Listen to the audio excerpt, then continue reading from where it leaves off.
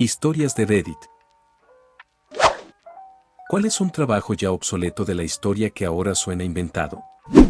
Quizás todavía quede alguna oficina con esto, pero recuerdo que una pariente trabajaba como la señora del té. Su tarea era recorrer el lugar empujando un carrito que llevaba un termo con té caliente, galletas, sándwiches y hasta cigarrillos. Creo que el té era gratis, pero lo demás había que pagarlo si querías. Ahora, ese trabajo parece de otro mundo, porque en casi todas partes lo han sustituido por máquinas expendedoras y dispensadores instantáneos de agua caliente. Suena casi como algo sacado de una película antigua. En las grandes ciudades, había un oficio que hoy parece sacado de una novela de época. Por las noches, unos tipos dedicados a recoger los orinales de las casas y las calles. Sí, esos mismos que vaciaban los botes de noche. Pero no lo hacían solo para limpiar, sino que luego vendían ese producto a los campesinos, que lo usaban como abono para sus cultivos. Una práctica que hoy suena bastante extraña, e incluso un poco asquerosa, pero que en su momento fue una forma ingeniosa y necesaria de reciclar recursos. Imagina contarle eso a alguien que solo conoce los fertilizantes sintéticos modernos, seguro pensaría que le estás inventando una historia. Antes de que la palabra computadora se asociara con máquinas y tecnología, una computadora era una persona. Sí, personas reales que se dedicaban a hacer cálculos manuales todo el día, resolviendo operaciones complejas con lápiz, papel y tablas. Eran los encargados de hacer que los números cuadraran, desde cálculos astronómicos hasta ingeniería. Hoy, pensar que ese título pertenecía a humanos y no a máquinas suena casi como un cuento antiguo, pero fue la realidad durante mucho tiempo. Imagina trabajar como computadora humana, sin un solo chip, solo tu mente y tu paciencia.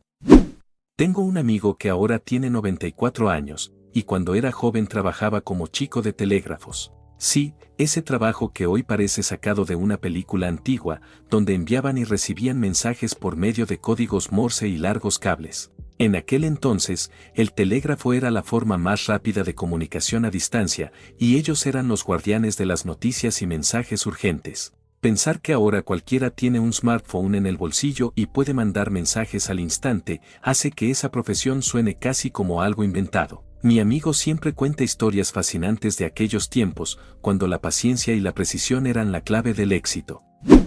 Antes, cuando las casas no tenían refrigeradores eléctricos, había un personaje muy importante, el repartidor de hielo. Su trabajo consistía en llevar bloques gigantes de hielo a domicilio para que las familias pudieran mantener frescos sus alimentos en las famosas neveras de hielo. Imagina cargar esos enormes bloques día tras día, caminando o en carreta, y saber que sin ti la comida se echaría a perder rápido.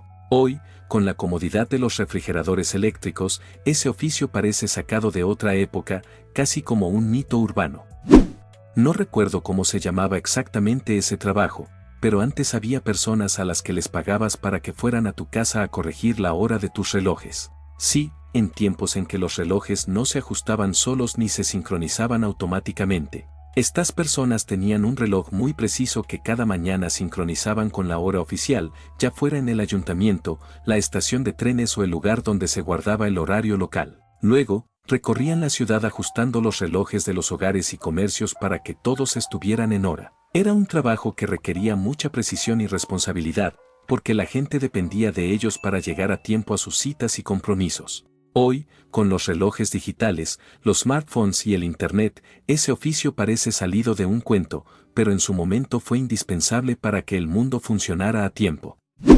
En el Londres victoriano existían los llamados mularks, personas generalmente muy pobres que se ganaban la vida rebuscando en el lecho del río Támesis cuando la marea bajaba. Armados solo con sus manos y mucha paciencia buscaban cualquier cosa de valor que pudieran encontrar como monedas perdidas, trozos de carbón o cualquier objeto que pudieran vender.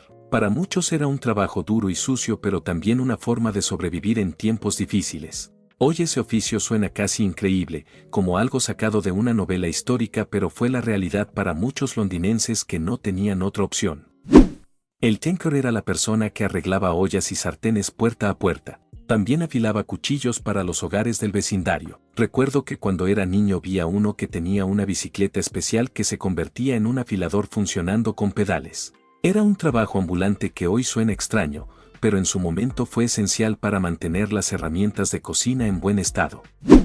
El chatarrero era esa persona que pasaba por los barrios recogiendo todas las cosas que ya no querías, desde objetos viejos y chatarra hasta, en algunos casos, los cuerpos de personas fallecidas que no tenían quien se hiciera cargo. Su trabajo era esencial en tiempos donde el manejo de residuos y restos no tenía el sistema que conocemos hoy. Aunque suena un poco macabro, el chatarrero cumplía un papel importante para mantener limpias las calles y ayudar a las familias en situaciones difíciles.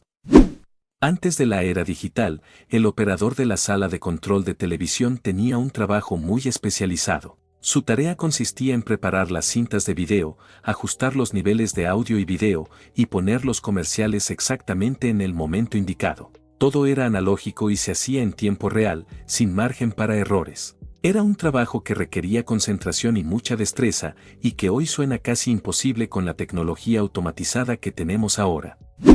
No hace mucho tiempo había personas que se paraban junto a una cinta transportadora para sacar a mano los cornflakes quemados. Era un trabajo repetitivo y tedioso, pero necesario para garantizar la calidad del producto. Yo tuve la oportunidad de ayudar a instalar las máquinas de clasificación óptica que reemplazaron esa labor manual. Hoy, la tecnología hace ese trabajo mucho más rápido y eficiente, dejando atrás una tarea que parecía interminable. En tiempos pasados, algunas personas muy adineradas contrataban a ermitaños de jardín para que vivieran en grutas o pequeñas cabañas dentro de sus propiedades. Estos ermitaños se hacían pasar por sabios antiguos, dándole un aire de misterio y antigüedad a los jardines. Era como tener una especie de personaje vivo que aportaba un toque teatral y exclusivo a la finca. Antes, cuando los ascensores no eran automáticos, existía el trabajo de ascensorista. Mi papá fue uno de ellos en los años 50. Su tarea era manejar la cabina del ascensor, abrir y cerrar las puertas y asegurarse de que los pasajeros subieran y bajaran sin problema. Era un trabajo que requería atención y buen trato, porque el ascensorista también interactuaba con la gente todo el tiempo. Hoy los ascensores son automáticos y ese oficio casi ha desaparecido, pero para muchos fue una parte importante de la vida diaria. El farolero era la persona encargada de encender y apagar los faroles de las calles cada día. Su trabajo consistía en recorrer las calles al amanecer y al anochecer, asegurándose de que las luces estuvieran encendidas para guiar a los transeúntes y apagarlas cuando ya no eran necesarias. Este oficio me recuerda al personaje del farolero en El Principito, con su dedicación constante y solitaria. Hoy, con la iluminación automática, el trabajo del farolero ha desaparecido, pero su imagen sigue siendo símbolo de una época más simple y poética. Hace no mucho tiempo, el trabajo de mi padre era sumamente lucrativo, pero por razones obvias, quedó completamente obsoleto. Él trabajaba en una oficina pequeña junto con unas 5 personas más y se dedicaban a copiar archivos para bufetes de abogados. Hablamos de cientos de copias de documentos de más de 100 páginas cada uno. Normalmente cobraban por página, aunque hace 25 años yo tengo 26, así que no recuerdo exactamente cuánto el negocio generaba mucho dinero. Con el tiempo, las solicitudes de copias fueron disminuyendo, y el dueño original del negocio, que ya era mayor, le pasó la oficina a mi padre, quien había dejado la escuela y contaba con un GED. Mi padre consiguió un contrato muy importante y trabajó casi exclusivamente para un bufete de abogados local. Hasta hace unos 15 años, prácticamente vivía en la oficina, imprimiendo papeles hasta 18 horas al día. En cuanto a ganancias brutas, podía ganar cerca de $500,000 anuales. Aunque la ganancia neta era mucho menor, alrededor de $150,000, seguía siendo un buen sueldo. Desafortunadamente, no fue muy sabio con el dinero y rara vez ahorraba. Decidió renovar la oficina y comprar equipo nuevo, al mismo tiempo que reparó a fondo nuestra casa. Todo esto ocurrió justo el mismo mes en que el bufete de abogados le comunicó que ya no necesitaban copias impresas. A los 45 años, con muchas deudas comerciales, mi padre tuvo que empezar de nuevo. Ahora trabaja como empleado en una tienda de mascotas y, casi 15 años después de esa caída, está a punto de retomar su vida de otra manera. Tenemos nuestras peleas, pero no puedo dejar de admirar a ese hombre que se rompió el alma para darle una vida digna a su familia. Mi mamá trabajaba como operadora de centralita telefónica en Liverpool durante los años 60. En esa época, si eras lo suficientemente rico como para tener un teléfono en casa, simplemente levantabas el auricular y ella estaba al otro lado de la línea. Le decías con quién querías hablar y ella conectaba el enchufe jack de tu teléfono al de la persona a la que querías llamar. Luego, Presionaba un botón para que sonara el teléfono del destinatario, te presentaba a la otra persona y te dejaba a tu suerte. Mientras tanto, ella y las otras operadoras escuchaban las conversaciones para enterarse de los últimos chismes. Era un trabajo que requería rapidez, discreción y un oído muy atento. En los años 80 y antes, existían las chicas de archivo, generalmente mujeres jóvenes encargadas del trabajo administrativo relacionado con buscar, guardar y mantener archivos físicos.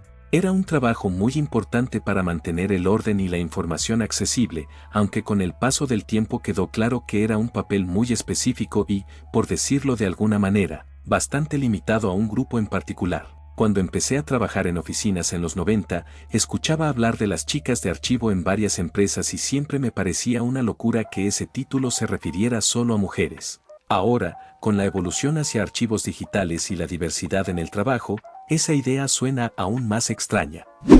Antes, mucha gente creía que si morías sin haberte deshecho de tus pecados, tu alma se quedaría dando vueltas o iría al infierno. Por eso, contrataban a alguien llamado devorador de pecados. Este personaje se sentaba junto a la tumba del difunto y se comía el pan, conocido como el cuerpo, que supuestamente había absorbido los pecados del muerto. Así, se aseguraban de que no quedara nada pendiente para que el alma pudiera ir felizmente al cielo. Ser devorador de pecados era un trabajo que solía recaer en personas muy pobres. Además de cargar con los pecados no dichos y pasar tiempo cerca de cadáveres en descomposición, este oficio tenía sus ventajas, venía acompañado de dinero y comida. Un trabajo extraño, duro y a la vez valioso en su contexto.